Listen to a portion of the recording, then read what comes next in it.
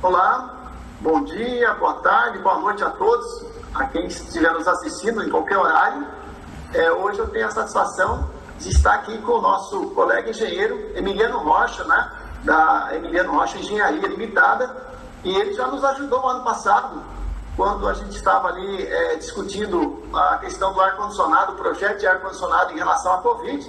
Ele deu uma bela entrevista, né, nos esclarecendo muitos pontos aí de dúvidas dos nossos estudantes. Hoje a gente fez o convite para o nosso colega engenheiro, o professor Emiliano, também vou chamar de professor Emiliano, porque ele é um mestre também, aí ele tem ensinado muita gente nessa área e tem aí sido uma das pessoas mais comprometidas, empenhadas em disseminação da metodologia BIM, que vocês vão aí conhecer um pouco mais com ele. Aqui no Campus São José nós estamos iniciando a implantação do BIM por meio de aulas em Revit, já estamos aí com uma bolsista trabalhando e tenho certeza que essa apresentação dele vai contribuir bastante para esse processo da gente estar aí acompanhando o que tem de melhor aí na área de projetos de climatização. Obrigado, professor Emiliano, e agradeço muito você estar aí disponibilizando o seu tempo para ajudar os nossos estudantes aqui do IFSC. Obrigado, professor. Eu que agradeço aí pelo convite, né? E fico à disposição de vocês aí nessa área. Eu tenho bastante interesse e sempre que precisar eu estou disponível aqui para conversar sobre esse assunto, né? Então hoje a palestra é sobre projeto de climatização e metodologia BIM. Basicamente eu vou dividir em duas partes. Inicialmente eu vou dar um panorama geral do BIM, mais genérico, né? O que é esse metodologia BIM. E na segunda parte é mais a aplicação do BIM nos projetos de climatização, né? Os desafios, as dificuldades, né? E o que ele contribui. Aqui eu tenho só uma pequena apresentação do escritório, né? Então eu sou formado em engenharia mecânica aqui na UFSC em 1997, tenho um mestrado também pelo Instituto Real de Tecnologia de Estocolmo e eu trabalho com um projeto de climatização desde 1999, né? Com projetos eu trabalho desde 96, que foi o primeiro estágio que eu fiz na área de projetos industriais, numa empresa de celulose. E projeto de climatização mesmo eu comecei em 99, num outro escritório de projetos aqui de Florianópolis, depois trabalhei numa instaladora e em 2002 eu abri minha empresa, né? Então a gente já está com 19 anos aí de experiência com a própria empresa e mais de 20 anos de experiência com projeto de climatização. Basicamente, o escritório nosso se especializou em projetos de maior complexidade, em hospitais e laboratórios, né, que são os projetos mais complexos, mais sofisticados, mais interessantes na área de climatização.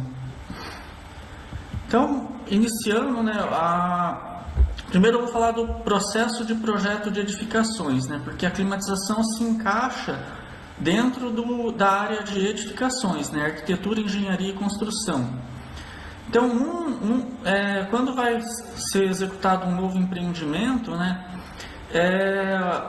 você tem diversas partes envolvidas nesse processo, né, desde o proprietário, o empreendedor e o operador, que muitas vezes não são pessoas, as mesmas entidades, né, às vezes o proprietário está construindo para uma terceira entidade operar aquele empreendimento, às vezes é um hotel que vai ser operado por uma rede. Você tem a gerenciadora da construção, que ela representa o proprietário e gerencia desde o projeto até a execução da obra. Você tem a equipe de projetos de arquitetura, que faz o projeto de arquitetura mesmo, e a equipe de projetos de engenharia, que faz o projeto das instalações. Eventualmente você tem consultores, por exemplo, de sustentabilidade, consultores de ambiental, e depois a empreiteira principal, que vai executar a obra, as subempreiteiras, porque nunca uma empreiteira executa tudo, ela sempre subcontrata algumas partes com outras empresas especializadas, né? E os fornecedores de material, mão de obra, empresas que fornecem concreto, tudo isso. Então, cada uma dessas partes tem necessidades, né? O objetivo é chegar na construção daquele empreendimento que é o desejo do proprietário. Mas eles têm que interagir entre eles, né? Então, o empreendimento parte de um estudo de viabilidade, vai para a fase de projeto, depois para a concorrência, depois da concorrência seleciona as empresas que vão executar a obra. Concluída a obra, tem a fase de testes, ajustes e partida do sistema, né? O sistema mecânico ele tem que ser testado, fazer regulagem, ajustes para operar de forma correta, e depois vai para a fase de operação, né, ao longo da vida toda do empreendimento, e no final a renovação, quando é reforma. E o projeto, ele é uma fase do processo, mas ele também se subdivide em várias partes, né? Um estudo preliminar, que é a concepção dos sistemas que vão ser utilizados, o anteprojeto, que é a definição de quais são realmente o tipo de equipamento que vai ser utilizado, o projeto executivo, que é a fase de detalhamento, onde você gera os documentos de construção, a documentação, que entrega para a obra esses documentos, né, desenhos, diagramas, memorial descritivo, lista de materiais, e o orçamento, que é gerar um orçamento daquela instalação. O processo tradicional de desenvolvimento dos projetos de engenharia, o processo mais tradicional é o processo sequencial, que é onde você parte de um estudo de viabilidade. Nesse estudo de viabilidade, interage o proprietário, o arquiteto, uma empresa de investimento, que eles vão determinar se vale a pena ou não construir aquele empreendimento, né? Um hospital, um hotel, um shopping center. Depois que eles chegam à conclusão que vale a pena, vai para a fase de arquitetura. Nessa fase, geralmente interage o arquiteto e o proprietário. O arquiteto vai ver o potencial construtivo, quanto que dá para construir ali, qual que é o tamanho do empreendimento, né? O tipo, se vai ser um prédio vertical, horizontal, e vai submeter a aprovação legal na prefeitura, nos órgãos competentes. Depois que o projeto de arquitetura está aprovado, eles encaminham para a fase dos projetos de engenharia, as instalações, estrutura elétrica, hidrossanitário, projeto mecânico de climatização. E depois disso, quando os projetos de engenharia estão prontos, vai para a fase de construção, que é aí onde interagem a gerenciadora de obra, as empreiteiras, os fornecedores e a empresa de fiscalização. O que acontece nesse processo sequencial é que cada fase você está interagindo poucas pessoas, só as pessoas que precisam naquela fase. Então, você não tem uma interação entre todos os membros da equipe. E uma decisão que é tomada no começo pode afetar, prejudicar, inviabilizar ou prejudicar um conceito de projeto mais interessante mais à frente. Então, às vezes a arquitetura já chega definida e pronta para o projeto de engenharia, e você não consegue utilizar um sistema melhor, mais eficiente, porque tem uma limitação arquitetônica. Ou o arquiteto não previu o espaço necessário para uma casa de máquinas, e aí você está limitado a uma solução que não era a melhor, mas é a única possível. E isso acontece em todas as etapas. Quando encaminha para a construção poderia ter dado uma opinião que poderia melhorar, reduzir custo ou melhorar uma forma de construção, e ela fica inviabilizada porque aquilo já chegou pronto para eles. Então, o outro processo que é mais eficiente é o processo de projetos integrados. Nesse processo, a gente tem todas as partes interagindo ao mesmo tempo desde o início, desde o estudo de viabilidade. Eles estão participando juntos. Então, nesse caso, o proprietário, o cliente, ele tem o objetivo que é estabelecido no início, né? Então ele pode, eu quero construir um hospital de média complexidade com 100 leitos de internação. Ou eu quero construir um hotel de alto padrão com 200 apartamentos. Então, uma vez estabelecidos os objetivos, a equipe vai interagir para chegar na melhor solução possível. E no processo de projetos integrados, você tem uma interação entre todos os membros em todas as etapas. Se concluir que não é viável, ele já interrompe o empreendimento no início, mas todos interagiram e realmente foi determinado que não valia a pena. Ou, se vale a pena, você vai interagindo todos juntos para obter uma solução mais integrada e eficiente.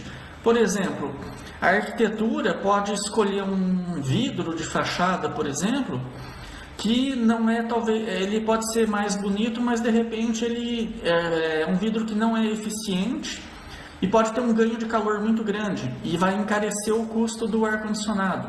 O consumo de energia vai ficar maior. Então, o projetista de climatização pode já dar uma opinião e recomendar um vidro diferente, um vidro mais eficiente, que às vezes não vai ter um custo tão alto, mas vai economizar na instalação, vai ser uma instalação menor, mais barata e com um menor consumo de energia. Então, no processo de projetos integrados, a equipe interage para atingir aqueles objetivos de forma mais eficiente. Aí aqui a gente tem um quadro comparativo dos dois processos, né? O tradicional é um processo linear. No projetos integrados você tem um processo iterativo, ele vai iterando até chegar numa solução melhor. No processo tradicional, cada profissional se envolve apenas no mínimo necessário de cada etapa. E em projetos integrados, todos estão envolvidos desde o início, já estão dando opinião, analisando se tem alguma coisa que vai prejudicar lá na frente. No processo tradicional sequencial, as decisões são tomadas por poucas pessoas. E em projetos integrados, todas as decisões são coletivas. E o processo tradicional, ele tem uma ênfase na redução de custo inicial, nos custos iniciais, enquanto que em projetos integrados, a ênfase é na redução de custos totais do empreendimento. Então, eventualmente, você reduz o custo inicial de um determinado uma disciplina, mas aquilo provoca um aumento de custo em outra disciplina, em elétrica, em ar-condicionado, e o custo total é maior, e aí eles não sabiam disso. Então, no processo tradicional, os sistemas são considerados isoladamente, e em projetos integrados está tudo interrelacionado, visando a otimização do projeto. E no processo tradicional sequencial, você tem geralmente pouca colaboração inicial entre os membros da equipe e resulta em muitos problemas no final, durante a execução da obra. Ao contrário do projetos integrados, que você tem muita colaboração inicial entre todos os membros, né, de cada disciplina, e resulta num processo final sem grandes problemas, uma construção mais sem riscos imprevistos. Aí, as 3 ferramentas mais importantes para você trabalhar em projetos integrados é o Life Cycle Cost Analysis, que basicamente é fazer uma avaliação do custo total do empreendimento, comparando os efeitos de diferentes alternativas. Então, aqui você está vendo o custo ao longo do tempo. Então, se você utiliza um vidro mais barato, você vai aumentar o custo de operação daquele empreendimento. Ou se você toma uma decisão da posição da central elétrica, aquilo pode ter um custo de... se ela fica muito longe da central de climatização, vai ter um custo de transmissão ali de cabo de energia muito alto. Então, essa ferramenta, ela basicamente visa fazer a análise do custo total, tanto o custo inicial quanto o custo de operação ao longo da vida útil. A outra ferramenta para projetos integrados, muito importante, é o Building Energy Modeling, que é a modelagem energética da edificação, que é o que? Fazer a simulação e cálculo do consumo de energia da edificação usando métodos científicos e computacionais, né? Então, basicamente, você está prevendo o desempenho daquela edificação, e isso vai influenciar nos custos de operação também. E a terceira ferramenta mais importante, que é o tema nosso dessa palestra, é o BIM, que é o Building Information Modeling. Basicamente, ele é uma metodologia de projeto de edificações baseada na modelagem das informações dos componentes da construção. O BIM, ele hoje, na verdade, os softwares BIM, ele basicamente está integrando as outras ferramentas junto com ele. Então, hoje, todas essas três ferramentas para obter projetos integrados, geralmente ela já está integrada num único software BIM. Então, aqui a gente vai falar do que é o BIM, né? A definição é uma metodologia de projeto de edificações que se baseia na criação e agrupamento de informações interrelacionadas do projeto de edificação para obter soluções integradas e otimizadas. Então, o objetivo do BIM é justamente obter soluções integradas, né? Esse é o grande objetivo. O BIM, ele parte ele atua em todo o ciclo de vida da edificação. Ele parte desde os estudos iniciais, de estudos de viabilidade, o projeto conceitual, o detalhamento, as análises, a geração da documentação de execução da construção, planejamento da fabricação, fabricação dos componentes, a planejamento de cronograma físico-financeiro da obra, a logística de construção, o que tem que entrar primeiro, o que entra depois, até a fase de operação e manutenção ao longo da vida útil, até a renovação ou demolição.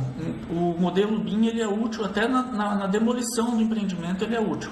Você vai ter a lista de materiais que são recicláveis, quanto que tem de alumínio, de ferro lá que pode ser reaproveitado no final da vida útil da edificação.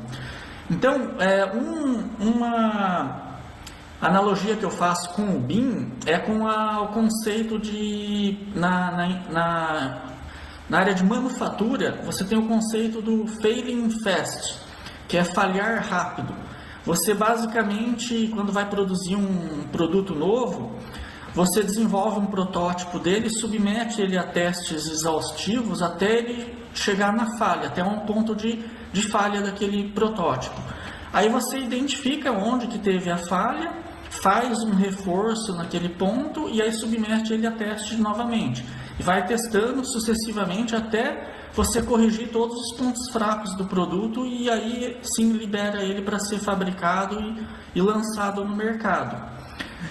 O que acontece é que com uma edificação, um prédio, você não consegue fazer um protótipo dele real para testar onde que vai ter problema.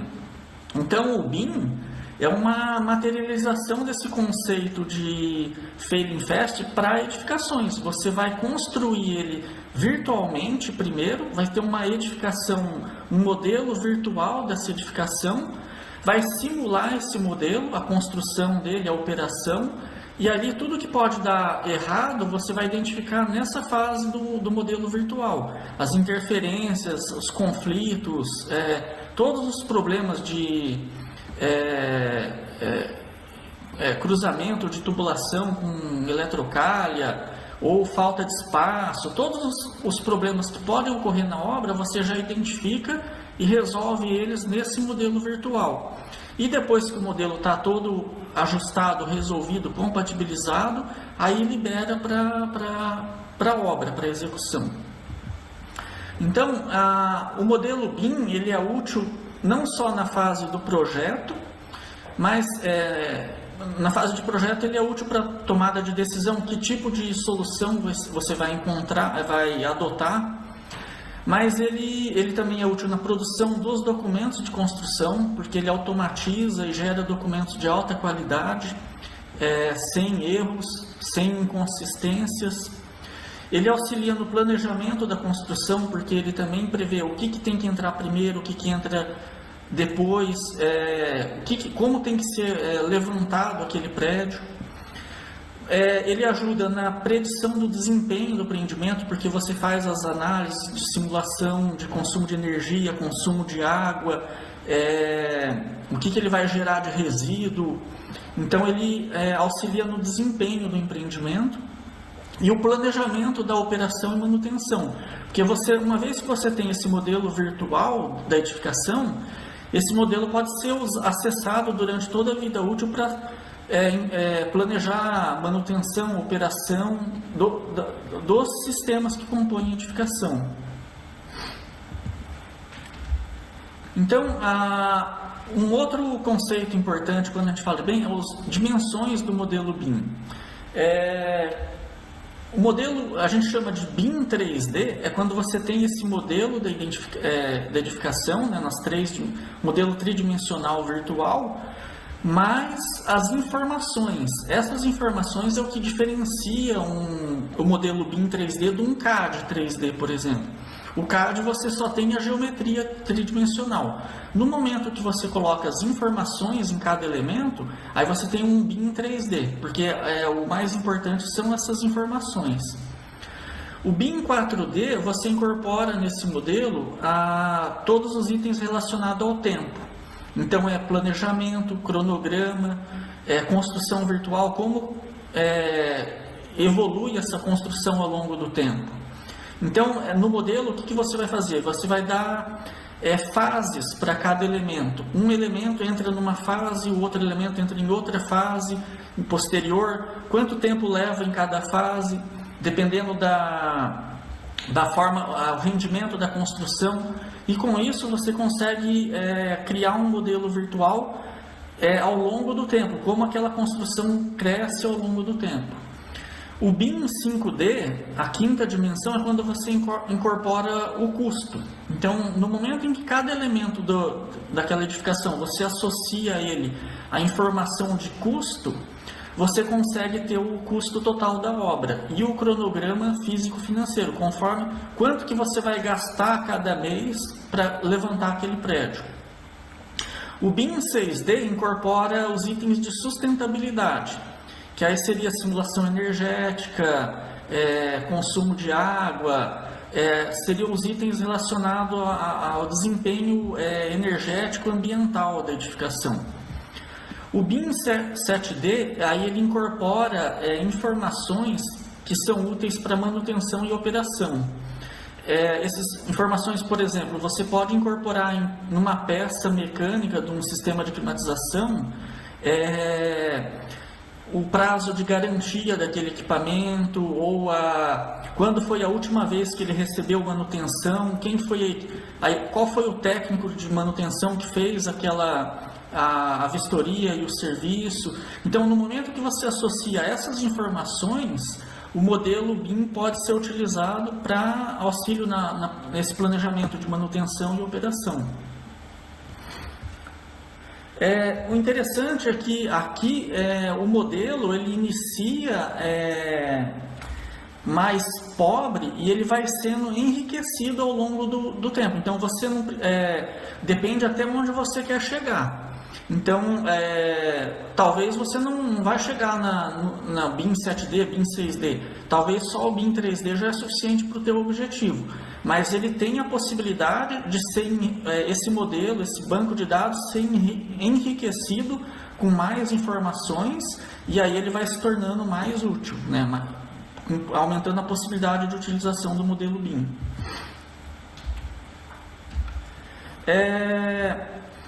Um item muito importante no BIM é a questão da colaboração e a consistência das informações.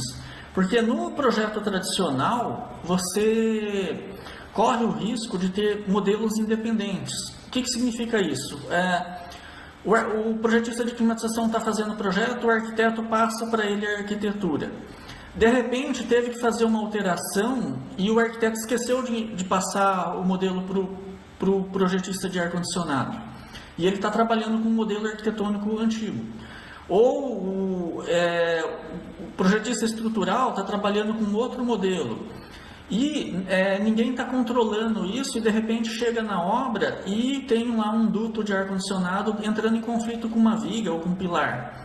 Porque as informações não estavam consistentes, alguém trabalhou com um modelo desatualizado, não foi avisado, esqueceram de avisar ele, e o projetista daquela disciplina trabalhou com um modelo desatualizado e acabou isso gerando um conflito depois. Em BIM, isso não ocorre, porque a gente trabalha com um modelo único que é compartilhado entre todas as disciplinas. Então, o processo de projeto em BIM, você tem que ter um modelo único consistente. E todas as disciplinas estão acessando esse mesmo modelo. Então, não tem risco de um projetista estar trabalhando com um modelo desatualizado ou incompatível com um modelo de uma outra disciplina. E você permite a engenharia simultânea. Conforme todos estão acessando o mesmo modelo, você permite o trabalho ser desenvolvido simultaneamente, sem precisar ficar um projetista esperando o outro terminar para depois ele começar, como é comum no método tradicional. Às vezes o projetista de elétrica tem que ficar esperando o projetista de ar-condicionado gerar as cargas elétricas para ele poder fazer o dimensionamento elétrico, né? Então, nesse modelo, no processo de BIM, você já permite o trabalho simultâneo de forma mais eficiente. E a mesma informação é compartilhada, então o modelo é consistente, não existe risco de inconsistência de informações. Outro conceito importante para o BIM é a questão do template, né? O template é aquela customização do software ou dos softwares que você usa para poder trabalhar na metodologia BIM. O que acontece, né, a gente tem um gráfico aqui que compara o BIM com o CAD. O CAD, na fase de concepção, você não tem um esforço tão grande. Mas quando chega, uma vez concebido o sistema, definido o que vai ser e já calculado, dimensionado, a fase de documentação exige um esforço muito grande. O que é a documentação no CAD? É você gerar desenhos de cortes, isométricos, diagramas. Isso exige um esforço, um trabalho muito grande. E depois, na fase da coordenação, vai diminuindo, mas ainda assim exige um certo esforço, porque ocorrem as inconsistências, conflitos que não tinham sido vistos, e ainda exige muita coordenação na frente. No BIM, você tem que ter uma vez tendo um template muito bom, que esse template é feito uma vez e é usado para vários projetos, você tem um esforço muito grande de desenvolvimento de template. Mas uma vez que você tem esse template bem desenvolvido, você tem um esforço maior na fase de concepção, é onde você tem que decidir bem, fazer as análises, ver se não tem conflito, se não está dando interferência com outras disciplinas. Mas uma vez definido a concepção, o esforço na fase de documentação é bem menor. Os softwares geram uma documentação quase que automaticamente, com uma possibilidade de erros bem menores. E na fase de coordenação, já está tudo, exige pouca coordenação, porque já foi tudo resolvido antes. Aqui a gente tem um caso intermediário, essa linha amarela tracejada, é quando você trabalha em BIM, mas sem ter um template ainda muito bom. E aí ele acaba ficando uma curva mais ou menos intermediária entre as duas. Você acaba tendo que, durante o projeto, ainda desenvolver template, né? Porque surgiu demandas novas e você ainda tem que dar uma parada para desenvolver o template específico para uma tarefa que você não tinha. E isso gera um contratempo, né? Então, mas a vantagem do BIM é que quanto mais você projeta em BIM, maior vai ficando a sua biblioteca, maior o seu template, né? Esse template, essa customização, o template vai desde a parte de apresentação do projeto, organização, até as bibliotecas de componentes, famílias de equipamentos, preferências de traçado de tubulações, conexões, até a parte de cálculo. Você tem template de cálculo também, template de dimensionamento, então automatização de tarefas. Então isso aí vai desde a parte mais simples de apresentação até a parte mais sofisticada de cálculo e dimensionamento. Bom, então aqui eu falo sobre as opções de entrega do projeto BIM, né? Você pode ter um projeto, ser contratado para fazer um projeto em BIM e entregar uma documentação tradicional. O que seria isso? Você vai entregar os arquivos PDFs e o cliente vai plotar esses arquivos e usar eles para executar a obra. Esse modelo seria um modelo mais simples, né? Então seria um projeto um pouco mais barato. Você vai estar usando o modelo apenas para a obra. Você se utilizou dos benefícios do projeto em BIM, da compatibilização, da minimização de riscos, de erros, tudo, mas você está fornecendo uma documentação tradicional, um arquivo PDF, desenhos, né? Mais simples. Mas você tem clientes que podem te contratar para, além da documentação tradicional, ele quer o modelo, ele quer que você forneça para ele o modelo. E você ainda tem a opção de fornecer o arquivo do modelo não editável, quanto o arquivo editável, né? Então, o editável é um arquivo que o próprio cliente futuramente pode trabalhar naquela instalação. Ele pode editar, modificar ela. Nesse caso, é um modelo mais caro.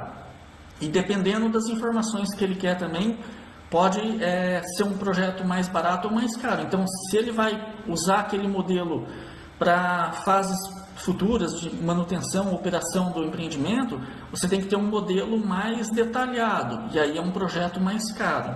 Se ele não vai usar, pode ser um modelo mais simples, ele quer usar só para compatibilização 3D ou para cronograma de obra, aí vai ser um modelo mais simples e um projeto mais barato, né? Então, o projeto em BIM, ele pode ser tanto mais caro quanto mais barato que um projeto em CAD, dependendo da necessidade do cliente, o que o cliente quer. Então, aqui eu estou listando os principais benefícios do BIM, né? Então, primeiro, otimização dos projetos, né? É tentar chegar em projetos integrados otimizados, né? E outras vantagens, a engenharia simultânea, ele ganha tempo, você consegue projetar em BIM muito mais rápido do que um projeto em CAD, porque a equipe vai trabalhando simultaneamente. A detecção e solução de interferências é um dos itens mais populares quando se fala em BIM, né, das vantagens do BIM. Você já resolve esses conflitos antecipadamente. Redução de riscos imprevistos, né? Porque uma vez que resolveu os problemas antes, durante a obra não surgem imprevistos. Redução do custo da obra, a partir do momento que já resolveu tudo antes, a obra acaba ficando mais barata. Rapidez, né, no desenvolvimento do projeto e alta precisão. Você tem projetos de mais precisos, né? Então, essa é a parte que eu falo geral do BIM, né, de forma geral. Agora a gente vai começar a falar da parte do BIM aplicado ao processo do projeto de climatização, né? Como que a climatização se encaixa dentro dessa metodologia BIM. Então, a climatização, a gente tem um processo também, uma sequência de tarefas para chegar num projeto de climatização, né? A gente parte inicialmente, a primeira coisa é o cálculo de carga térmica. Esse cálculo de carga térmica envolve um modelo analítico 3D da arquitetura, né, e da prédios vizinhos. Nesse modelo analítico você tem que caracterizar as propriedades térmicas dos sistemas construtivos, né, as paredes, lajes, vidro, forro. Então você tem que caracterizar os materiais e as propriedades térmicas deles. Aí identificar os tipos de ambientes e para cada tipo de ambiente especificar os parâmetros de projeto, né? Quantas pessoas, vazão de ar externo, né? Filtragem. E depois que você faz tudo isso, você vai decidir como você vai agrupar esses ambientes em zonas, né? Que vão ser climatizadas por um mesmo sistema. Depois você parte para a definição do sistema. Aí, em função das restrições que possam ter, você escolhe, né, se vai ser um sistema central, individual, unidades terminais, água gelada, VRF. Lista todas essas alternativas, né, possíveis e viáveis, faz eventualmente uma análise energética preliminar para ver qual que vai ter um consumo melhor de energia e define o conceito do projeto. E aí, definido o conceito, você parte para o dimensionamento, né, que envolve a parte do cálculo de vazões, psicrometria, selecionamento de difusores, grelhas, terminais VAV, dimensionamento de dutos, né, de escoamento, retorno, ar externo, exaustão. Depois, o selecionamento de equipamentos, dimensionamento de tubulações. E aí você seleciona climatizadores, ventiladores, né, chiller, bomba, torre de resfriamento. Uma vez tudo selecionado, dimensionado, você pode ainda fazer uma análise energética detalhada, já com o modelo dos equipamentos, as curvas de eficiência dos equipamentos, para validar ou otimizar a opção escolhida, né? Para ter certeza que aquela é a melhor opção. E depois de tudo isso feito, você gera a documentação do projeto, que são os desenhos, listas de materiais e equipamentos, folha de dados dos equipamentos, orçamento da instalação, memória de cálculo e memorial descritivo. Então, esse é a sequência de um projeto de climatização, que é o que vocês aprendem na escola e na faculdade, né? No curso técnico ou na faculdade, basicamente essa é a sequência. Só que, além disso, a gente tem que estar interagindo com as outras disciplinas, né? Então, a metodologia BIM, para a gente trabalhar em BIM, fazer essas tarefas que a gente está falando usando a metodologia BIM, a gente vai ter que ter um software adequado para esse tipo de tarefa. Então, quando eu vou calcular a carga térmica, eu quero importar arquitetura tridimensional. Então, eu tenho que ter um software de cálculo de carga térmica que consiga importar esses dados do modelo BIM arquitetônico. Então, basicamente, para a gente trabalhar em BIM, no projeto de climatização, eu vou ter que ter softwares capazes de operar na metodologia BIM. Então, o nosso escritório iniciou a implantação do BIM em 2016 e, basicamente, a gente pesquisou os softwares que existiam no mercado, né? Foi testando e avaliando as diferenças entre eles, né? Existe uma variedade muito grande de software BIM, né? A maioria, alguns deles vêm de softwares CAD que foram transformados em software BIM. Então, era um software CAD já existente, tradicional, que foi melhorado para operar em BIM. E tem outros que já derivam de softwares BIM mesmo. Ou ele é um complemento de um software BIM arquitetônico, ou ele foi um software BIM já criado, já com a filosofia BIM. O que acontece é que um mesmo software não tem todas as funcionalidades que a gente precisa para um projeto de climatização. Então, é muito comum você ter que utilizar mais de um software. Para cada etapa, de repente, você precisa de um software diferente, né? Voltando atrás naquele slide, de repente eu vou usar um software para fazer cálculo de carga térmica, outro software para dimensionamento, ou às vezes no mesmo. Então, existem softwares que fazem tudo, mas pode não ser o mais adequado. Ele talvez não faça tão bem tudo. E existem outros que fazem muito bem, mas pode ter uma parte que ele não é bom. Então, quando você vai usar softwares diferentes, o item mais importante é a transferência de informações de um software para o outro. E isso pode ser feito de forma mais integrada ou menos integrada, mais automatizado ou menos automatizado. E quanto mais automatizado, mais eficiente é o processo, né? Mais BIM é o processo, né? Então é um BIM melhor, não é um BIM mais truncado, né? Então, o que ocorre é que os fabricantes de softwares, eles têm lá os seus softwares, alguns têm deficiências e outros não, mas existem outras empresas que desenvolveram plugins para os softwares tradicionais. Então, por exemplo, existe um software que calcula a carga térmica. O próprio Revit, por exemplo, o Revit ele tem o módulo de carga térmica dele, mas não funciona bem. Assim, não é que não funciona bem, ele não é prático, né? Quando a gente testou o Revit, a gente descartou ele para fazer cálculo de carga térmica porque tinha itens que, por exemplo, para você, os materiais, os elementos construtivos, né? Ele não tinha propriedades de elementos de materiais brasileiros. Para você adicionar naquele banco de dados dele era muito complicado. Você tem que entrar no arquivo XML dele e entrar com os dados lá certinho, com a vírgula certinha. Se você digitar um negócio errado, o software trava. É a mesma coisa, arquivos climáticos. Os arquivos climáticos que ele tinha não são os arquivos da ASHA.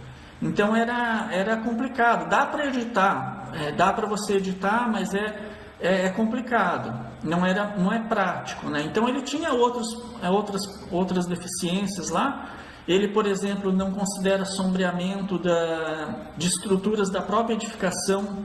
Uma marquise, se você projeta um prédio e põe uma marquise sombreando a janela, no Revit, se você colocar ou tirar, o resultado vai ser igual, porque ele não considera o efeito da sombra dessa marquise. Então, em 2016, quando a gente analisou, a gente descartou, porque ele não era prático. Só que os softwares estão evoluindo muito, né? Então, o Revit hoje ele tem a integração com a parte de análise energética muito forte, e aí você pode, ao invés de usar o módulo de carga térmica dele, usar o módulo de simulação energética, que é a integração com o Energy Plus que ele tem. E aí talvez ele seja melhor, não sei, aí tem que avaliar. Então, o que acontece é que tem desenvolvedores de softwares que vão lá e desenvolvem softwares, plugins, alguns pagos, outros gratuitos, para desempenhar aquela tarefa que o software nativo é deficiente. E com isso você tem que aí avaliar quais são as necessidades que você precisa e se o software está atendendo ou não. Existem alguns plugins que permitem executar todas as tarefas no mesmo software, mas são plugins bem mais caros, né? Bom, aqui eu estou mostrando uma lista dos principais softwares que, no caso, foi os que eu avaliei, testei e os que eu acompanho. Alguns não cheguei a testar, mas eu vejo propaganda ali, então eu me interesso, mas não cheguei a testar. Outros eu testei bastante. O primeiro que eu coloquei aqui é o ProAr com o módulo de exportação IFC. Então, esse ProAr é fabricante brasileiro, da Múltiplos, né? É um software bem utilizado aí para projeto de climatização, software nacional. Ele, na verdade, é um plugin do CAD, então ele roda em cima do software CAD. Era originalmente um software CAD que eles criaram um módulo de exportação IFC. Na verdade, ele não chega a ser considerado um software BIM, porque para ser um software BIM, ele tem que ter a capacidade de importar e exportar no padrão IFC, que é o padrão de troca de informações de BIM. Se eu não me engano, ele só exporta em IFC, não tenho certeza. Então, assim, ele não consegue importar uma arquitetura de um software BIM, ele consegue importar um software CAD, dimensionar o projeto e exportar aquela instalação em IFC. Então, a rigor, eu acredito que ele não seja um software totalmente BIM. Tem uma funcionalidade BIM, mas não é 100% BIM. E o preço dele é bem mais baixo do que os outros. Então, assim, o que diferenciam esses softwares são as funcionalidades que eles têm. Quanto mais caro, ele vai tendo mais funcionalidades, né, que podem ser importantes. Não significa que o mais caro é o que é o melhor, que tem as mais funcionalidades. Então, você pode ter um software mais barato que às vezes tem uma funcionalidade muito importante para você e é melhor do que um software caro que de repente não tem aquela funcionalidade. Então os outros têm esse software grego, é um que eu testei, ele é bem parecido com o ProAr, só que esse é BIM mesmo, ele importa e exporta em FC, a arquitetura, tem integração com outras aplicações, simulação energética, mas ele também é um software com base CAD, era um software CAD que foi transformado em BIM, e esses softwares eles têm as limitações. E como ele não é um software genérico de criação de elementos BIM, ele fica limitado ao que ele tem disponível nele. Então, se ele não tem um determinado equipamento, um determinado tipo de sistema, você não consegue criar um elemento adicional. Então, para aquilo que ele faz, ele é bom, mas se precisa de uma coisa que ele não tem, você não consegue resolver com ele. Esse da CIP é mais ou menos parecido também, mas é um pouco melhor, ele já tem mais recursos. E aí você vai evoluindo. O DDS CAD também era um software CAD que evoluiu muito em BIM, hoje eu acho que é um dos melhores que tem para projeto de climatização. Da Noruega, e ele tem uma integração muito grande com os outros softwares BIM, é um dos pioneiros de BIM no mundo, na verdade. E depois você tem os softwares de modelagem arquitetônica que foram o ArchiCAD e o Revit, que são os mais famosos, né, que foram criados um módulo de modelagem mecânica, elétrica ou plumbing, né? MEP, mecânico, elétrico, plumbing. Ou seja, ele era inicialmente um software de arquitetura que foi depois criado um módulo para projeto de instalações, de engenharia nele. Então, os mais famosos é o ArchiCAD e o Revit. Você tem o da Bentley também, que ele tem praticamente tudo nele, faz simulação energética, modelagem arquitetônica, dimensionamento de sistemas, né, elétrico, mecânico. E depois o Revit, que é o mais famoso da Autodesk, né, é praticamente o sucessor aí do AutoCAD. E você tem os plugins pagos, né? Alguns, por exemplo, esse da Linear, que é da Alemanha, a licença dele custa 50 mil reais por ano, né, para cada computador, além da licença do Revit, né? Então, se você utiliza um plugin desse, você vai ter que gastar aí 60 mil reais por ano para cada computador do seu escritório. Então, só que esse aqui é um plugin que ele faz quase tudo, né? Então é extremamente eficiente. Todas as deficiências do Revit eles corrigiram, né? Então ele é um plugin um dos melhores que tem.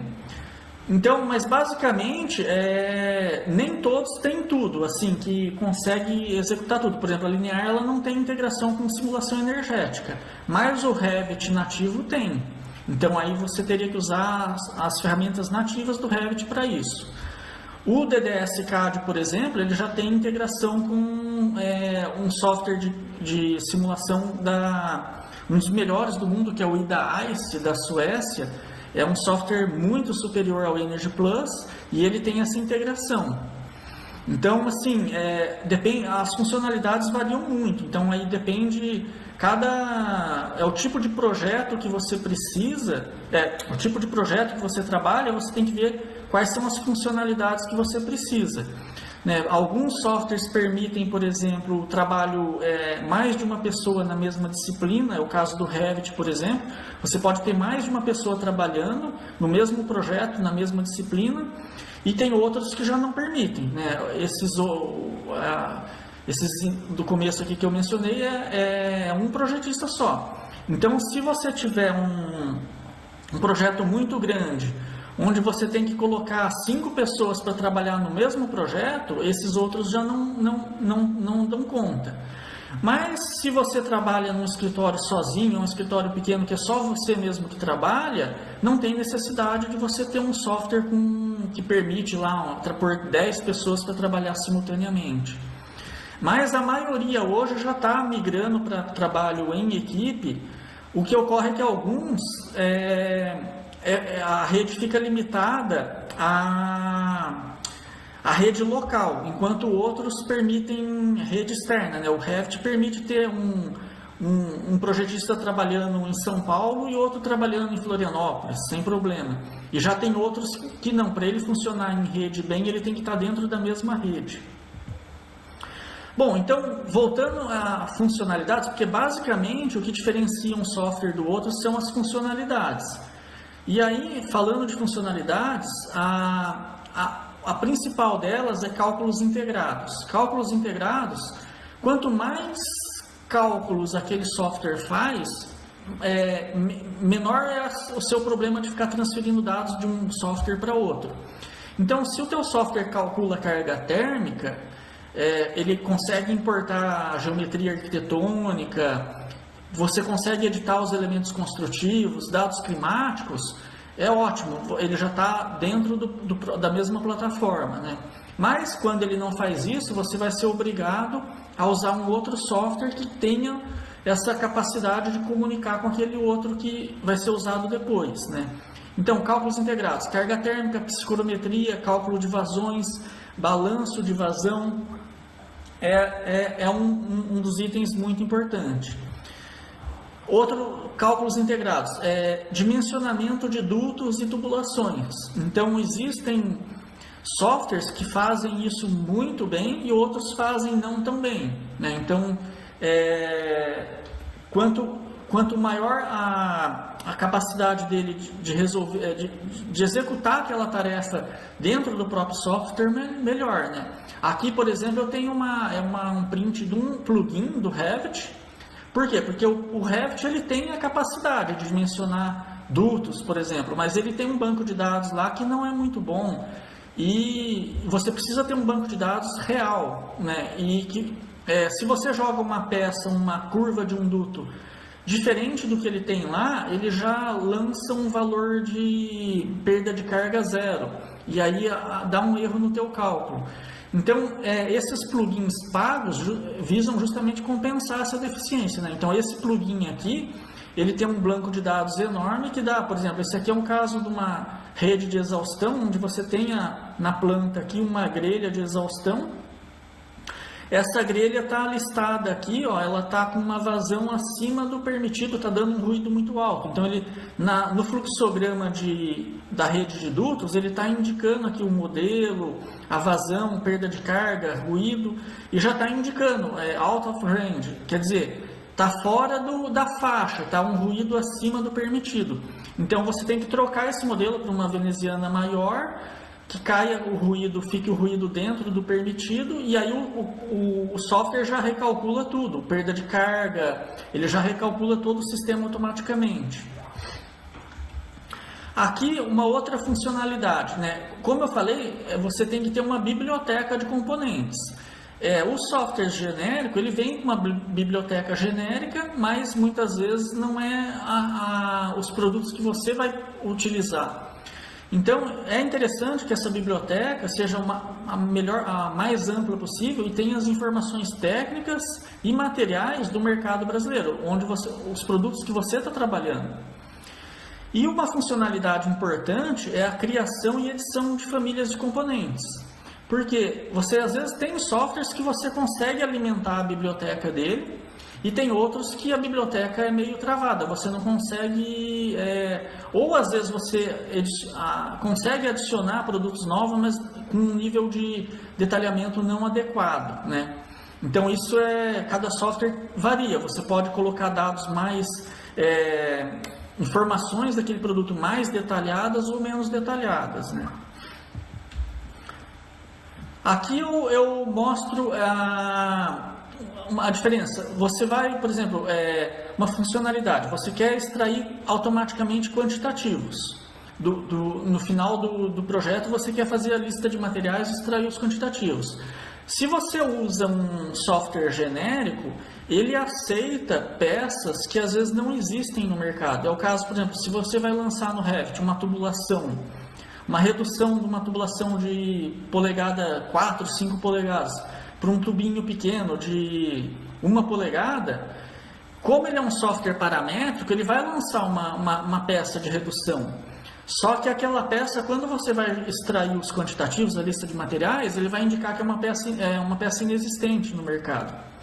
E existem plugins para corrigir isso. Aqui eu estou mostrando é o caso de um tubo de PVC de esgoto, na verdade, mas ele substitui as peças genéricas por peças de mercado. Então você não tem uma redução tão grande assim, você vai ter várias reduções para chegar naquela redução que você queria. Então, é muito importante você buscar softwares que tenha essa capacidade de utilizar produtos reais, né? Ou, se ele não tem nativo, que tenha plugins que consigam fazer isso, né? Outra funcionalidade importante, né, é a possibilidade de customização do software, usando programas de programação visual, por exemplo. Isso está ficando mais comum agora. Você usa, por exemplo, o Dynamo para executar tarefas que o software nativo não consegue executar. Então ele transfere dados ele extrai dados do modelo, processa, calcula, executa cálculos, eventualmente joga de volta para o modelo alguma informação ou joga para frente esse dado. E não são todos os softwares que permitem isso, né? Esse tipo de customização geralmente é só os softwares mais genéricos ali, que é o caso do Revit e do ArchiCAD. Os outros softwares que são mais, digamos, menos genérico, mais travado, você não consegue fazer essa customização. Outra funcionalidade é a possibilidade de integração com outras aplicações. Geralmente porque às vezes ele tem uma deficiência e você quer integrar isso com extrair esses dados para serem usados em uma outra aplicação. Então, usando a própria programação visual, você pode extrair dados do modelo, e esses dados podem ser exportados para um Excel, para outra aplicação, até aqui no caso, por exemplo, fazer um dashboard, uma apresentação da evolução da obra, por exemplo, ou qualquer outro tipo de aplicação, mas o mais importante é a possibilidade de integrar com outras aplicações, justamente porque você vai ter limitações ali, não vai conseguir resolver algumas tarefas direto no software. Se ele tiver essa possibilidade, o processo fica integrado, sem intervenção manual. A intervenção manual é extrair dados manualmente e passar para outra aplicação, mas aí está sujeito a erro, né? A erro de manual, erro de digitação ali, e é mais lento. Então, quanto maior a possibilidade de integração, melhor é o software, né? Então, é uma funcionalidade que tem que ser observada. Aqui, eu acho que é a funcionalidade mais importante de todas, que é a interoperabilidade e colaboração. Porque naquele processo de projeto de climatização que eu falei, ali eu estava mostrando só o que o projetista tem que fazer, o projetista de climatização. Mas a gente tem que interagir com os outros membros da equipe. E, por exemplo, essa interação ela pode ser unidirecional, né? A colaboração unidirecional ou bidirecional. Unidirecional é quando eu tenho que, por exemplo, passar uma informação da climatização para outra disciplina. E eu passo e não recebo de volta. É o caso, por exemplo, os pontos de força. A climatização tem que passar isso para a elétrica. Pontos de dreno, né? A climatização manda para o projeto hidrossanitário. Peso dos equipamentos, a climatização passa isso para o projeto estrutural. Então, quando a gente está trabalhando em BIM, é muito importante a interoperabilidade. O projetista de elétrica, ele precisa receber essa informação. Então, o software que eu estou usando tem que ter a capacidade de passar essa informação de forma precisa para ele poder dimensionar a rede elétrica.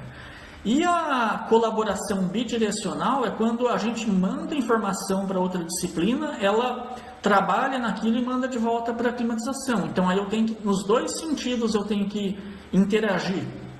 É o caso da arquitetura. A arquitetura passa a geometria para a climatização efetua cálculos, manda de volta para a arquitetura eventualmente precisa modificar alguma coisa, reduzir, criar uma casa de máquinas, modifica qualquer elemento que ela modifica no layout já altera o projeto de climatização. Outra, por exemplo, paginação de forro com luminárias e grelhas.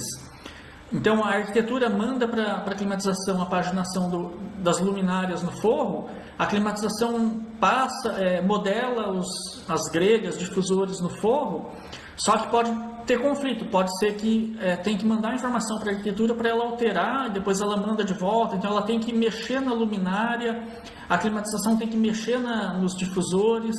Então aqui é uma interação bidirecional, o projeto tem que estar integrado e tem que ter essa capacidade de trocar essas informações de forma precisa, né? Então se você está usando softwares diferentes, eles têm que ter a capacidade de se comunicar. Mesma coisa com climatização estrutural. Às vezes a climatização tem que passar, por exemplo, furação em vigas e lajes para passar dutos, por exemplo. Só que o estrutural recebe aquela informação e nem sempre ele consegue criar um furo naquela posição. E aí às vezes ele pede para deslocar 30 centímetros para um lado, 20 centímetros para cima. Então ele tem que mandar a informação de volta para a climatização. E tem que interagir os dois ali. Aí a climatização vai ter que mudar o traçado do duto para compatibilizar com aquela furação que foi permitida pelo estrutural. Aqui, climatização e coordenação, a mesma coisa, parte de conflitos. Então, a interoperabilidade e colaboração é um dos itens mais importantes que o software BIM tem que ter, porque é isso que vai gerar a otimização do projeto. Sem essa colaboração, você corre o risco de ter um projeto feito em 3D, mas não compatível entre eles, com inconsistências. Aqui uma outra funcionalidade BIM desejável, não é tão importante, mas é legal, geração automática de fluxogramas. São fluxogramas, diagramas. Aqui eu estou mostrando um de ar, por exemplo, é um plugin que gera um fluxograma de ar dentro do Revit. Qual é a vantagem disso? A gente vai gerar fluxograma de ar, de água gelada, de água quente, de controles, instrumentação. Quando você tem uma aplicação que gera automaticamente, quando você modifica um elemento, ele já modifica automaticamente, tanto na planta quanto no fluxograma. E aí não tem aquela inconsistência de informações. Se você usa a modelagem no software, mas faz um fluxograma no CAD manualmente, corre o risco de você modificar o projeto e esquecer de alterar o fluxograma no outro software, no CAD. E aí fica com inconsistência de informações, o projeto fica inconsistente. Então, alguns softwares têm capacidade de gerar esses fluxogramas diretamente, automaticamente dentro do mesmo software, de dimensionamento. A outra funcionalidade é a engenharia simultânea. Como eu falei antes, tem duas... a gente fala aqui de engenharia simultânea em dois níveis. Um é entre as disciplinas, então todas as disciplinas trabalhando ao mesmo tempo, arquitetura, climatização, estrutural, elétrica, todos trabalhando ao mesmo tempo, mas a gente tem dentro da mesma disciplina, vamos pegar, por exemplo, climatização, dentro da mesma disciplina, a capacidade de eu subdividir em mais de uma pessoa trabalhando no projeto. Então, tem softwares que têm a capacidade só de trabalhar com uma única pessoa para cada disciplina, em rede. Mas tem outros que permitem subdividir aquela disciplina em mais de um projetista, trabalhando na mesma aplicação. Então, isso permite um ganho de tempo e agilidade bem grande, E também é uma característica importante que para acessar um modelo único, para ter um modelo consistente único, você tem que trabalhar em rede, não tem como. Se você trabalha sem ser em rede, você está correndo o risco de ter modelos diferentes e inconsistentes. Outra característica interessante do software BIM é a facilidade de edição ou alteração parcial de projeto. Porque o que acontece? Às vezes você tem um software que é excelente, ele é todo automático, calcula, dimensiona, faz tudo.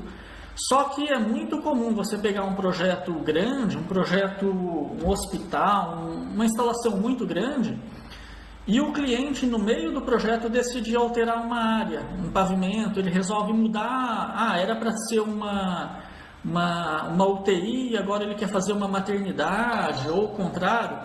Então, tem alguns softwares que são mais fáceis, você consegue alterar com mais facilidade partes do projeto. E tem outros não, que quando você vai fazer a modificação, fazer a edição de uma pequena parte do projeto é tão trabalhoso que às vezes compensa refazer o projeto inteiro. Então isso tem que ser observado também, porque é muito comum a arquitetura mudar durante o projeto. Pequenas alterações são tranquilas, mas às vezes você vai mudar uma área bem no meio de um projeto lá, e como que o software vai se comportar para fazer a edição daquela área específica. Então, hoje tem softwares que ele conseguem carregar o modelo BIM, identificar onde que teve alteração, e aí ele te pergunta se você quer recalcular ou não, e ele pode recalcular só aquela área. Então, isso também não é assim, não é sempre que funciona, né? Mas é uma característica importante. Você vê, na hora de selecionar o software, se ele é bom para edição ou não. Às vezes ele é um software excelente para projetar de uma vez só, mas qualquer alteração que você vai fazer pode ser que dê muito trabalho. Outra funcionalidade é o software permitir um nível de detalhamento melhor da documentação, né? Então aqui, nesse projeto aqui, eu pus uma foto aqui, mas era mais para mostrar. Esse projeto a gente, por exemplo, modelou os suportes das tubulações. Aqui é uma central de água gelada, né? Água gelada e água quente. Eu tenho 2 chillers para produzir água gelada, 2 bombas de calor para produzir água quente. E a gente modelou toda a parte do suporte. Esse em preto aqui é o suporte metálico que sustenta a tubulação. A gente tem possibilidade de pôr calço de borracha, de detalhar itens a mais da instalação, que depois vão ser listados, né? Aqui em amarelo é o quadro elétrico de acionamento da CAG. Tem alguns softwares que são mais limitados, não consegue detalhar tão bem, não consegue fazer essa modelagem tão detalhada, né? Então, é um item importante, né? Dependendo do nível de detalhamento que você precisa, alguns softwares são melhores, outros são piores. Um outro item, uma funcionalidade que é interessante é a verificação automática de regras. Existem, geralmente, os softwares que têm a parte de cálculo integrado, ele tem essa capacidade de, pelo menos, as regras referentes ao cálculo, ao dimensionamento, né? Então, você pode ter um software que faz o dimensionamento dos dutos e você colocar algumas regras, limitar a velocidade, limitar a perda de carga por metro do duto. Então, você consegue criar algumas regrinhas e ele automaticamente verifica e te dá alarmes se você está extrapolando os valores que você colocou ou não. Mas ele pode, por exemplo, verificar normas de projeto.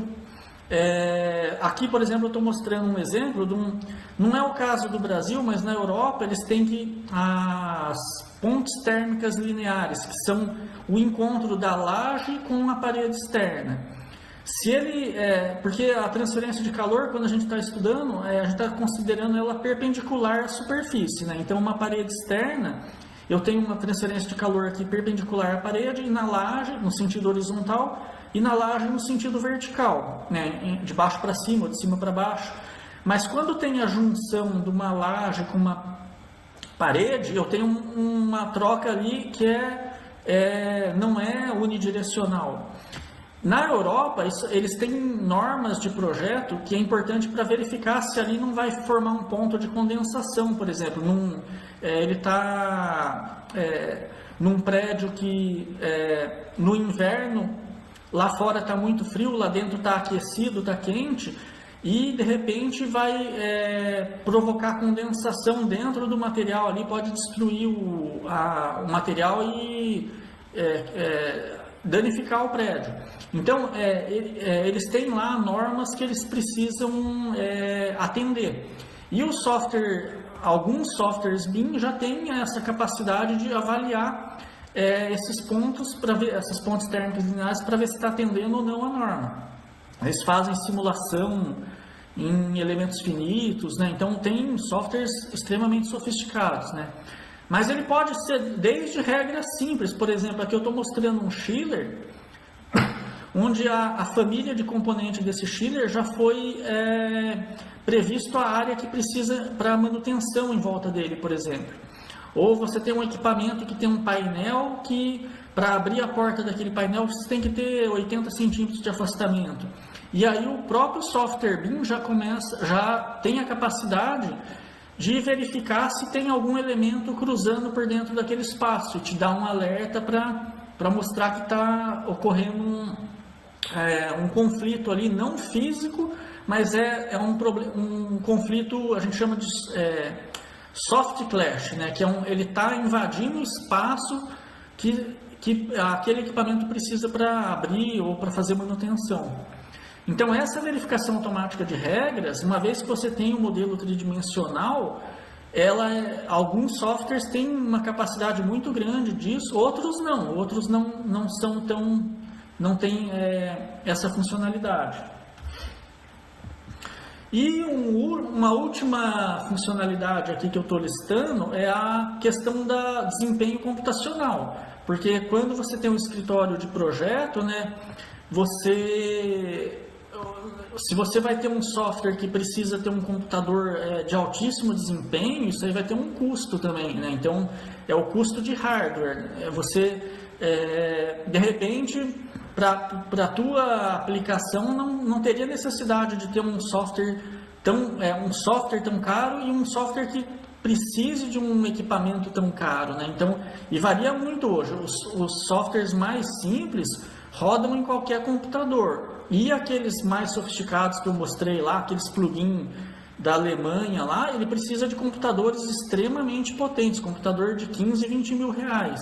Então isso é uma coisa, não adianta você comprar um software super poderoso e o teu computador não dá conta de rodar ele fica muito lento. Então tem que estar compatível, né?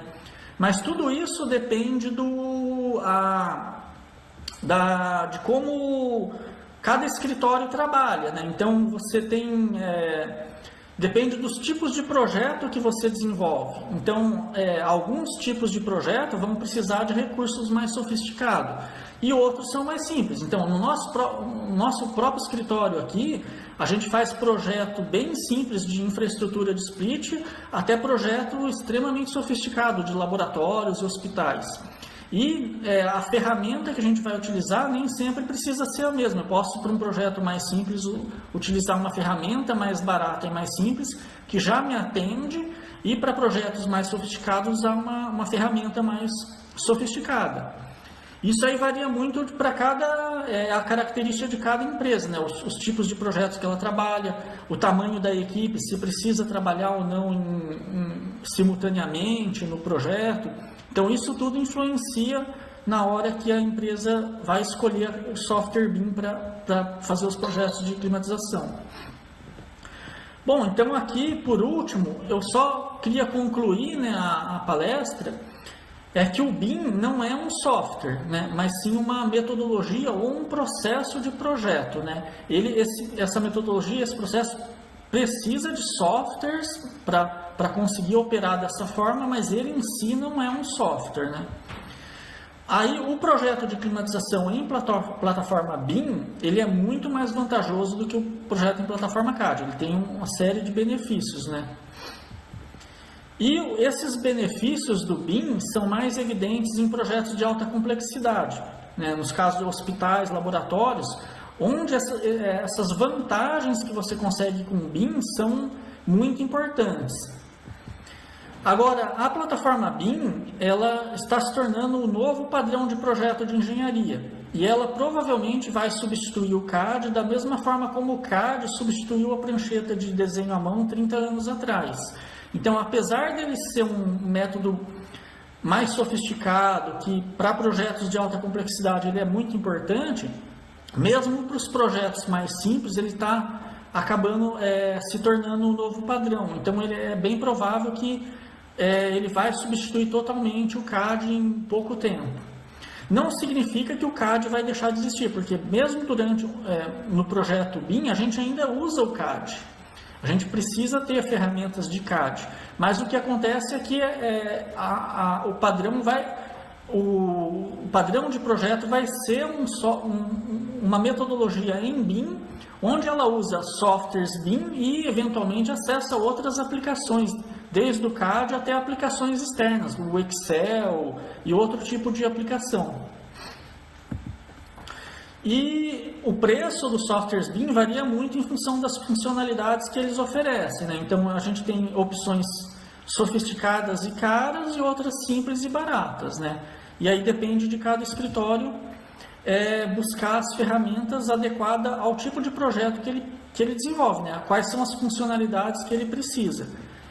E justamente por isso, os padrões de projeto e o fluxo de trabalho em cada escritório varia muito, porque aí depende das necessidades de cada escritório. Bom, então basicamente é isso, professor. Aqui eu concluo a apresentação. Primeiro, muito obrigado, Emiliano, aí, por compartilhar aí tanto conhecimento, né? Eu gostaria de agradecer, professor, pelo convite, né? Muito obrigado aí. Tenha um bom dia. Eu que agradeço, professor. Obrigado. Bom dia. Tchau, tchau.